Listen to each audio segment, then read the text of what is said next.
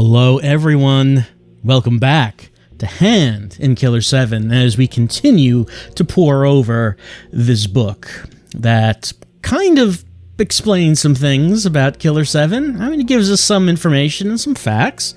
Maybe not as much as we would like, but, you know, it gives us something. I thought that what we take a look at now, you remember previously we looked at the Western-made Killer7 comics and how delightful they were. Well, Hand in Killer7 does have a very short comic of its own. It's for a prototype of Killer7. So the comic seems to go over story beats that would have happened in an older version of the plot, because it certainly didn't happen in the game we played. It's kind of interesting to see or try to interpret what's happening, because it's a Japanese and the Delta Head translation does not translate it.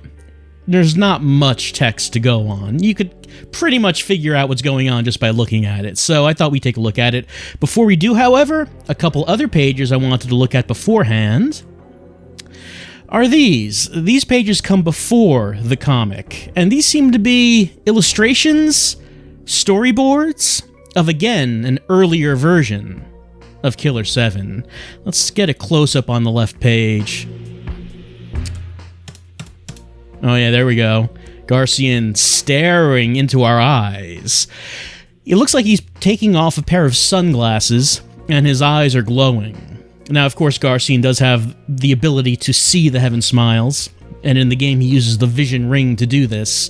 I guess there was going to be some sort of maybe visual cue that shows us that his eyes can see the things that other people cannot see.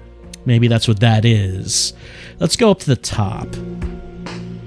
Looking around, see if we can interpret anything here. Well, this, if you look at the mouse cursor, this bit right here, I recognize it from the original trailer for Killer7. It's Harmon walking with a cane, walking out the door. So in an earlier version of the game, he was not in the wheelchair. He was walking indeed with a cane. Can't really, it's just over here seems like some people just shooting Heaven Smiles. Not a whole lot to see right here. Right here, I'm gonna just scroll down a bit. Some storyboarding right here. We see Kun Lan appears to be grabbing a woman with his god hand, but he's interrupted. Light shines on Kun Lan. I don't know who this is. It's like a detective, maybe? Holding a flashlight, but then, oh no, Heaven Smile. Kun Lan turns the woman into a Heaven Smile using his god hand, as he will do. We never actually see him do this in the game. We're told he does, but we don't see him do it. I guess in the original version, we were going to see him actually turn people into Heaven Smiles in real time. Over here, we see like a church over on the left and a nun. Don't really know what's going on. A silhouette of maybe Dan. Then we have Heaven Smiles attacking kind of a boy, I guess. Sort of, it looks like a zombie outbreak or something. We have someone sitting in a chair wearing some weird headgear. Is that Garcian? Maybe a little younger. Maybe this is Amir. And then there's like a face below it. I don't know what's going on here. I don't know what's happening with this headpiece, or if that is Amir wearing it, and he does not seem like he's having a good time wearing that thing. Over here we see Dan walking away and a woman turning into a Heaven Smile and about to attack him. Let's go up a bit. Over here, upper right, woman with gun, Heaven Smile behind her. She turns around, shoots him in the head, and then other Heaven Smile runs out at her. Who is this? Doesn't really look like Kaede, so I don't know who that is, or if it's a character maybe that we didn't see in the game. And one other thing I want to look at, Kun Lan looks really menacing in this picture in the upper right. He looks like a vampire or something, also here. So original version of Kun Lan, I would say, looks a lot more demonic than he does in the game. In the game, he just seems like a rather suave gentleman who likes the color green. In these early storyboards, he looks kind of like a vampire. So, a much more menacing Kun Lan in the prototype. Let's go to the next page. Oh, there it is. No, That's not what I wanted. I wanted to go here. Got an early glimpse of that comic. Wanted to go to this page. Then let's zoom in. So these seem to be storyboards without really any detail. Again, it's in Japanese. I don't know what it's saying, so I don't know what to say about it. But like you have like, hey, two people talking. All right. Up here in the upper left, you have a guy like inhaling and then maybe exhaling. Like there's like a giant head looking down on someone with a rifle. So maybe this was like a giant smile who would inhale and then like vomit on the person. Maybe that's what's happening there. And continuing on the left, we can... I think what we're seeing is Kaede kicking someone on the left side. In the center now, we have a woman approaching a man. The man puts his hand on her head, so maybe this is Kunlan turning someone into a heaven smile. Again, no details on these characters. Down here, we have someone walking down a corridor, walking upstairs.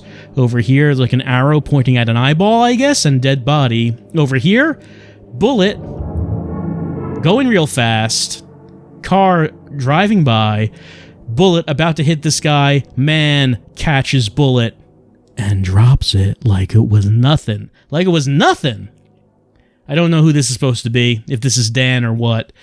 Again, no details on these characters. And you have this guy, I don't know, he just stands up and pulls out guns and turns around. He's holding two big guns. Maybe mask, I'm not sure. What else we got here? Anything? Nothing really. I can't really tell what any of this is supposed to be. Again, if you can read Japanese, I assume that this is giving you more information on which characters are in the scene and what they may be doing. So I thought this was like a little interesting thing that they had in the book.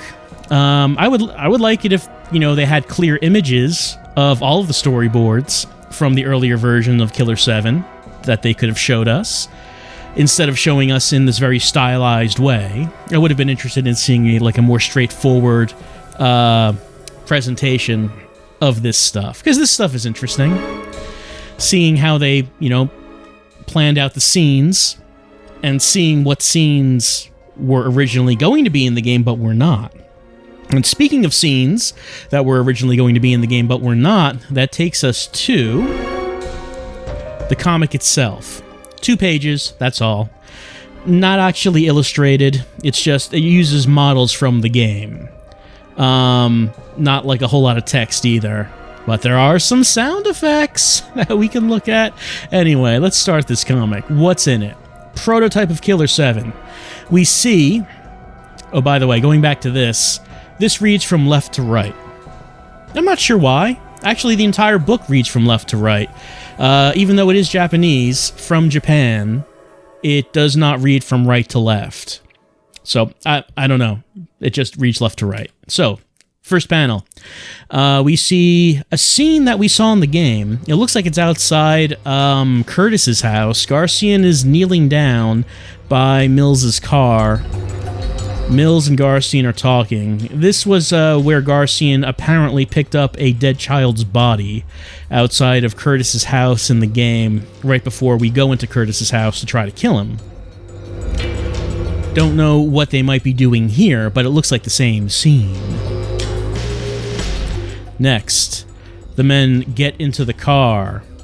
Mills GACONs the engine, and they voo down the street, but oh no, you see who's standing in the road. It's Dan.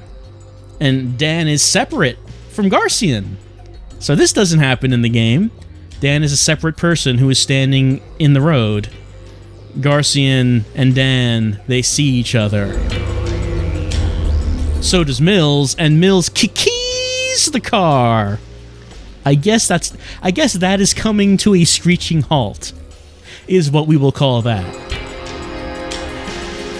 The car door GACON. GACONs.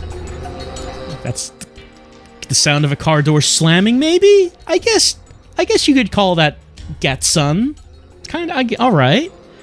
Dan is now in the car. Mills jackies the engine, and off they go.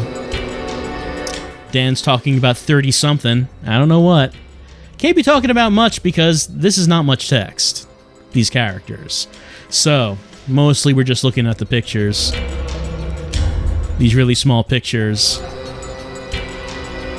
Dan is thinking, but he's not thinking for very long, because in the distance, bang is heard, and a bullet is approaching Dan's face, approaching his cheek. Even though they're in a moving car, that bullet is on a collision course with Dan's head, except, pash! Dan Smith, the man, grabs the bullet out of the air. So, that storyboard that we saw, it was this. It was indeed Dan grabbing the bullet. And he doesn't care about it. Look at him. He's not even looking at that bullet. He doesn't care about it. He's not upset that someone tried to shoot him. Forget about it. Mills keys the car. Dan, I think, is looking into the car window, talking. Mills, It did say in the character section that Dan and Mills know each other, but they don't get along very well. I don't know why, but they don't get along. So maybe that would get across here. Of course, in the game, we never see Dan and Mills talk. But apparently here they are. Separate characters. Dan separate from Garcian. Dan stands in front of a building. It says Horizon. Now, you may not remember the name, but it was mentioned in the game. Horizon is Curtis Blackburn's company. So that's where Dan is going. He's going after Curtis. We see elevator doors. Dan gets in, and the doors close. Outside the building, we see a man sitting in a chair, his head thrown back. But then we see a close-up of his face, his one-eyed face. Now, this is actually the most interesting part of the comic to me, because this seems to be a character, an important character, from Flower, Sun, and Rain. His name is Sundance Shock. So I'm wondering, does this mean he was going to be in Killer7 originally? If he was, does that mean that this game was going to have a larger connection to Flower, Sun, and Rain? I don't know. I mean, of course, Edo McAllister is in Killer7. He doesn't do anything, he doesn't connect the plot or anything like that. But Sundance Shot seems to be shown here in this prototype comic, so I wonder if he was actually going to play a part in the plot of Killer7. I guess we'll never know about that. But that's an interesting thing to think about. Outside the building, I guess this is the sound of the elevator going up floors. Gown. Gown. Gown. I don't see how... I can't make that an elevator. I don't know how that's an elevator. The doors open up, I guess, into a very large, elaborate conference room with a stained glass window, and there's a man sitting at the head of the table. Who is that man? It's Curtis Blackburn. He's wearing different clothes than he did in the game. He's wearing all black. And in the game, when we look at the photo of Curtis, he's wearing all black. It seems strange in the game because he's wearing completely different clothes than he actually does wear in the game in that photo. But he's wearing the same clothes here. He's wearing that all black outfit. So I guess an artifact from the prototype Killer7 made it into the final game. Dan is here. He confronts Curtis Blackburn. Curtis and Dan talk. They're probably very smug towards each other, just like they are in the game. Dan looks on intently. Curtis stands up. He spreads his arms wide, just like he does in the game. He asks Dan a question. I'm going to assume he's going to ask him if he wants to take a shot. Curtis is standing here with his arms open. He's defenseless. Dan indeed checks his gun Will he take the shot at the defenseless Curtis? No! Curtis gotchas with his own 2 guns. I'm not sure what's happening there. It looks like he has 4 arms. Am I wrong about that? It looks like that he has 2 arms sticking out to the side, and then he has 2 more arms pointing the guns. Is that supposed to be an illustration of how fast he's drawing the guns? Because if those 2 other arms, if those are not arms, if those are supposed to be something else, I can't tell what they are. And we're seeing a really zoomed in close scan of that panel. I guess they're arms, but like he's so fast. He's so fast that from that position, he pulls out the 2 guns like it's nothing. And then Garcian arrives. Dan is on the floor. Bloody. Dead. Well, we know in the game they did say that Curtis did kill Dan, but it was on a basketball court, and it was some years ago. In this one, I don't know if this is Dan's first death by Curtis, or maybe does Curtis kill him a second time? I don't know. Either way, Garcian is there. And then we see the outside of the skyscraper, a helicopter ballying around the tower. Curtis on board that helicopter. How do I know? Context. Curtis is escaping on the helicopter after killing Dan. But now Samantha, standing against the sunset sky. Why is she here? Well, if she's here, someone else has to be here. Yes, Harmon Smith. Samantha and Harmon on the roof. And so is Garcian, kneeling before Harmon as he does.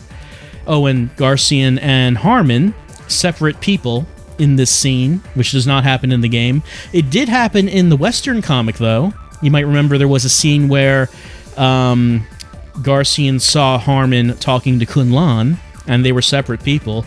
In the prototype here, it does appear that Garcian, at least sometimes, is separate from Harmon Smith outside of Harmon's room, out in the real world. Samantha says something, I don't know what, but then Harmon gackies his gun. You know, his big rifle? That's the sound it makes when he draws it. Gacky. Yeah, I can hear that. I can hear that.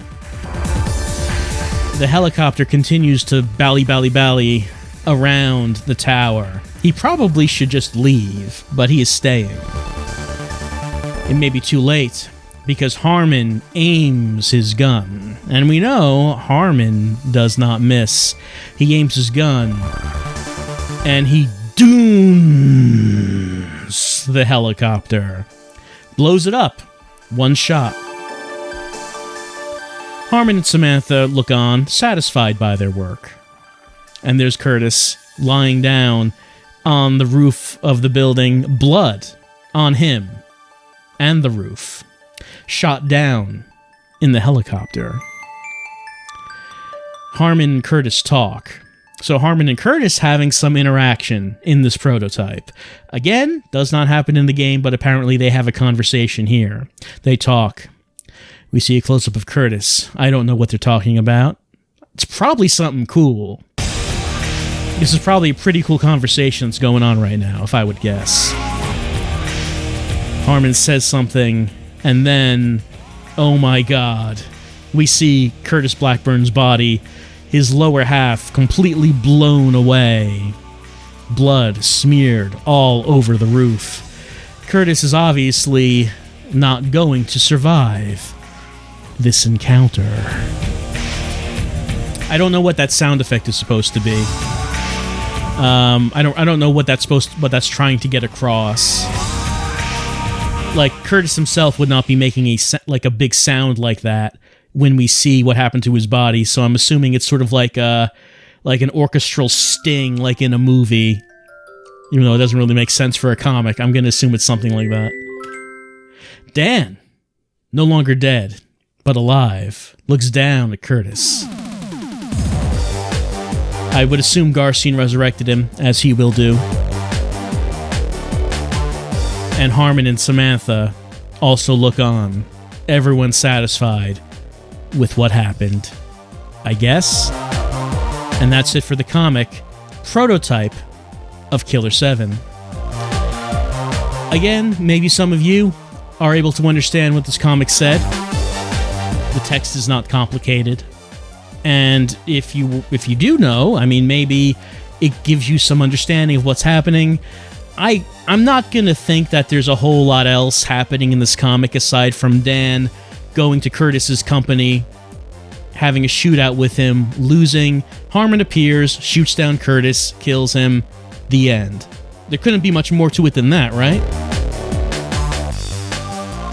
So that's the comic prototype of Killer7. I wanted to show this because, of course, we had such a good time looking at the Western-made comics that I wanted to go through this one additional comic, this official Grasshopper Manufacturer-made comic from Hand and Killer7, of a scene that didn't make it to the final game, but was going to be in the original game at some point. And then you kind of wonder about just how much of the story changed in what ways throughout development. And as that story changed, did some parts of it change because it made for a better story to change it? Or did some parts change because they just didn't have the time or budget to implement the things they wanted to do? Could go either way, really. But I wanted to have a look at this. That's it for the comic prototype of Killer7. And that's it for all of the Killer7 related comics. I don't think there's anything else we could look at that would be a comic of Killer7, unfortunately. Unfortunately.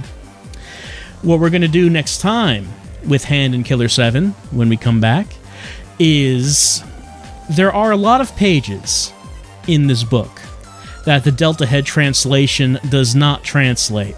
We're just going to skim through them, because there are like half the book is untranslated, and it appears to be like interviews with developers. There's some like miscellaneous images and such. We're just gonna have a look through that, just to be completionists, just to make sure that we look at each and every page, and then once we're done with that, then we're gonna go through the timeline of Killer7, and hopefully it makes sense. We'll see how it goes. But before we do that, we do have to go through these untranslated pages and just see if there's anything there of interest to us. I'll see you next time for that.